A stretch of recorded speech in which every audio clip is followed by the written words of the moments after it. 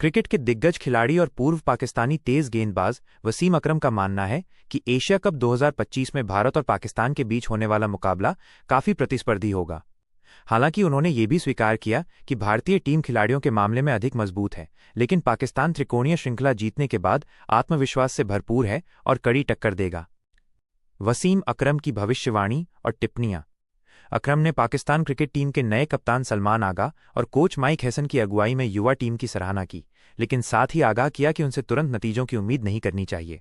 उन्होंने कहा कि टीम को एक मजबूत इकाई बनने में समय लगेगा। टीम की कमियां। अकरम ने पाकिस्तानी टीम की कुछ कमजोरियों को उजागर किया, जिनमें मुख्य रूप से 2 बातें शामिल हैं। मोहम्मद हारिस की फॉर्म।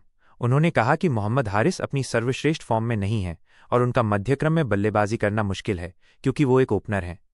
अकरम ने सुझाव दिया कि हारिस को ऊपरी क्रम में बल्लेबाजी करनी चाहिए। गेंदबाजी आक्रमण। अकरम ने टीम में 5वें गेंदबाज के रूप में 2 पार्ट टाइम गेंदबाजों को रखने पर चिंता जताई। उन्होंने कहा कि ऐसी स्थिति में विपक्षी टीम उन पर आक्रमण कर सकती है, जिससे दबाव बढ़ जाता है। भारतीय टीम के बारे में अकरम की राय।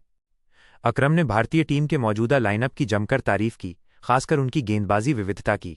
उन्होंने कहा कि भारत के पास 4 अच्छे स्पिनर और 2 तेज गेंदबाजी विकल्प हैं। भारतीय क्रिकेट का ढांचा। अकरम ने भारतीय क्रिकेट की सफलता का श्रेय उनके मजबूत क्रिकेट ढांचे को दिया, जिसमें राहुल द्रविड़ और लक्ष्मण जैसे दिग्गज शामिल हैं। उन्होंने कहा कि भारत का ये मजबूत सिस्टम एक दिन में नहीं बना है और आईपीएल जैसी लीगों ने भी इसमें महत्वपूर्ण भूमिका निभाई है। जसप्रीत बुमराह। अकरम ने भारतीय तेज गेंदबाज जसप्रीत बुमराह को आधुनिक युग के सर्वश्रेष्ठ गेंदबाजों में से एक बताया। हालांकि उन्होंने विभिन्न युगों के गेंदबाजों की तुलना करने से इनकार किया, क्योंकि आज के समय में टी20 क्रिकेट के कारण गेंदबाजों पर अधिक दबाव होता है। घबराए भारतीय खिलाड़ी। गौतम गंभीर के पास पहुंचे सूर्यकुमार यादव और शुभमन गिल। आज 14 सितंबर को दुबई में भारत और पाकिस्तान के बीच होने वाले हाई प्रोफाइल एशिया कप मुकाबले से पहले भारतीय क्रिकेट टीम के ड्रेसिंग रूम में तनाव का माहौल है। टाइम्स ऑफ इंडिया की रिपोर्ट के मुताबिक भारतीय खिलाड़ी, खासकर युवा, मैच के बहिष्कार के लिए सोशल मीडिया पर चल रहे कैंपेन से घबराए हुए हैं। खिलाड़ी क्यों हैं परेशान? दरअसल ये कैंपेन पहलगाम में हुए हमले के बाद शुरू हुआ, जिसने देश भर में लोगों को आक्रोशित कर दिया। लोग गुस्से में आकर मांग कर रहे हैं कि भारतीय टीम को पाकिस्तान के खिलाफ नहीं खेलना चाहिए।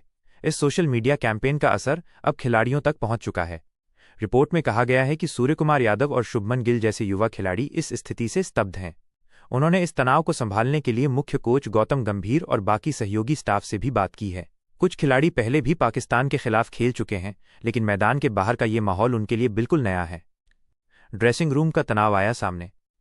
मैच से पहले प्रेस कॉन्फ्रेंस में मुख्य कोच गौतम गंभीर या कप्तान सूर्यकुमार यादव को आना चाहिए था, लेकिन टीम प्रबंधन ने सहायक कोच रायन टेन डोएशेट को भेजा। इससे ये साफ हो गया कि ड्रेसिंग रूम में तनाव है। जब डोएशेट से खिलाड़ियों की भावनाओं के बारे में पूछा गया तो उन्होंने कहा, ये एक बहुत ही संवेदनशील मुद्दा है। मुझे इसमें कोई शक नहीं है कि खिलाड़ी भारतीय जनता की भावनाओं को साझा करते हैं। एशिया कप लंबे समय से अधर में लटका हुआ था और हमें लगा ही नहीं था कि हम वहां तक पहुंच पाएंगे। अब सवाल ये है कि क्या इस तनाव का असर खिलाड़ियों के प्रदर्शन पर पड़ेगा? ये तो मैच के बाद ही पता चलेगा कि खिलाड़ी इस दबाव को कैसे झेल पाते हैं और मैदान पर कैसा प्रदर्शन करते हैं। जब लंदन की सड़कों पर उमड़ा जन सैलाब। लंदन की हवा में उस शनिवार अजीब सी हलचल थी। सड़कों पर सिर्फ गाड़ियां नहीं, बल्कि लोगों का एक अथाह समंदर उमड़ रहा था। ये कोई आम दिन नहीं था, बल्कि एक ऐसा दिन था जब लंदन की धड़कनें कुछ अलग ही अंदाज में धड़क रही थीं। शहर में 1 लाख से ज्यादा लोग यूनाइट द किंगडम मार्च के लिए इकट्ठा हुए थे। वे अपने यूनियन फ्लैग और सेंट जॉर्ज क्रॉस के झंडे लहरा रहे थे। कुछ के हाथों में अमेरिकी और इजरायली झंडे भी थे। इन प्रदर्शनकारियों के नेता थे टॉमी रॉबिन्सन, जिनका असली नाम स्टीफन याक्सली लेनन है। वे खुद को पत्रकार और विसल ब्लोअर कहते हैं। उनकी मांगें साफ थीं, प्रवासियों को रोका जाए और देश को वापस लिया जाए।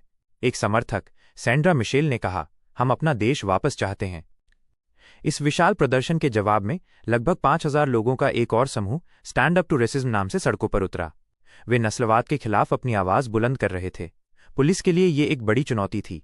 1600 से ज्यादा पुलिसकर्मी तैनात थे, जिनमें से 500 दूसरे शहरों से बुलाए गए थे। पुलिस को लगातार दोनों गुटों को अलग रखना पड़ा ताकि कोई बड़ा टकराव न हो। पुलिस कमांडर क्लेयर हेंस ने बताया कि कुछ प्रदर्शनकारियों ने सुरक्षा घेरा तोड़ने की कोशिश की, जिससे कई पुलिस अधिकारी घायल हो गए। पूरा शहर जैसे एक तनावपूर्ण माहौल में डूब गया था। एक तरफ देशभक्ति के झंडे और नारे थे, तो दूसरी तरफ समानता और भाईचारे की पुकार। इस प्रदर्शन ने ब्रिटेन में प्रवासियों के मुद्दे पर चल रही बहस को और भी तेज कर दिया।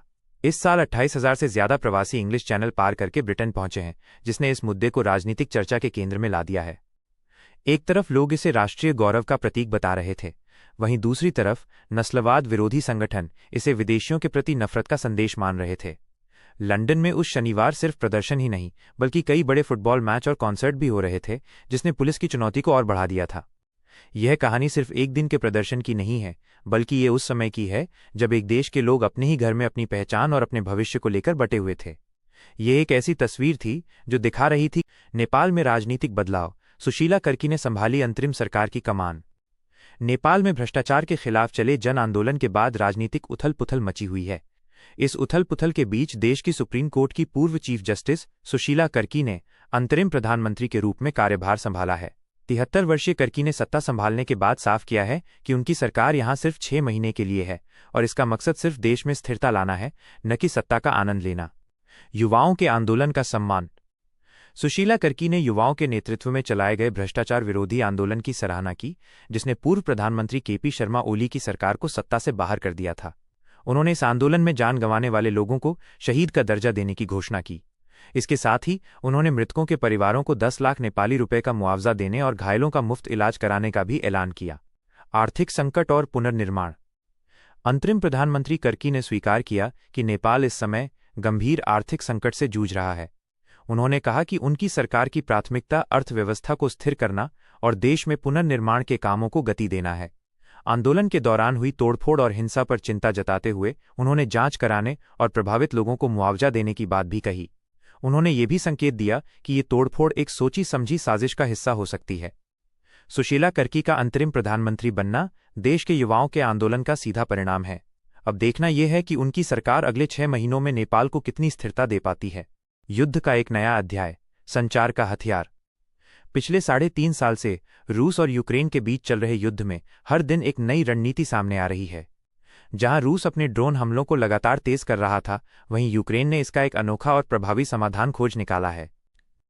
यूक्रेनी आर्मी के chief of general staff Andriy Hnatov ने हाल ही में एक ऐसी रणनीति का खुलासा किया जिसने युद्ध की दिशा को एक नया मोड़ दिया है। उन्होंने बताया कि अब यूक्रेन जानबूझकर रूसी ड्रोन हमलों के दौरान कुछ क्षेत्रों में मोबाइल सेवा की गुणवत्ता को कम कर देगा। इसका उद्देश्य रूसी ड्रोन के लिए इस्तेमाल होने वाले संचार नेटवर्क को बाधित करना है। हनातोव ने समझाया, ये कोई मोबाइल नेटवर्क में खराबी नहीं है, बल्कि ये संचार पर एक सीमित प्रतिबंध है। उन्होंने कहा कि इसमें 4G और 5G सेवाओं को अस्थायी रूप से रोक दिया जाएगा। ऐसा करने से रूसी ड्रोनों में लगे मॉडेम, जो हमलों के समन्वय के लिए इंटरनेट का उपयोग करते हैं, यूक्रेनी ऑपरेटरों के नेटवर्क से कनेक्ट नहीं हो पाएंगे। स्थानीय मीडिया रिपोर्ट्स के अनुसार ये कदम बेहद महत्वपूर्ण है, क्योंकि रूसी ड्रोन अक्सर हाई स्पीड इंटरनेट का उपयोग करके तस्वीरें और वीडियो भेजते हैं।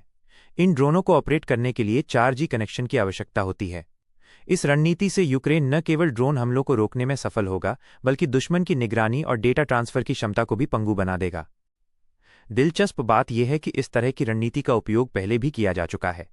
युद्ध के शुरुआती दिनों में रूस ने भी यूक्रेनी ड्रोन हमलों को रोकने के लिए कुछ क्षेत्रों में मोबाइल इंटरनेट को बंद करने का आदेश दिया था। ये कदम बताता है कि आधुनिक युद्ध केवल बंदूकों और मिसाइलों तक सीमित नहीं है, बल्कि इसमें डिजिटल और संचार तकनीक का इस्तेमाल भी एक प्रमुख हथियार बन चुका है। यूक्रेन की ये नई रणनीति युद्ध के मैदान में एक और अध्याय जोड़ती है, जहां अब संचार नेटवर्क ही सबसे बड़ा मोर्चे बन गया है।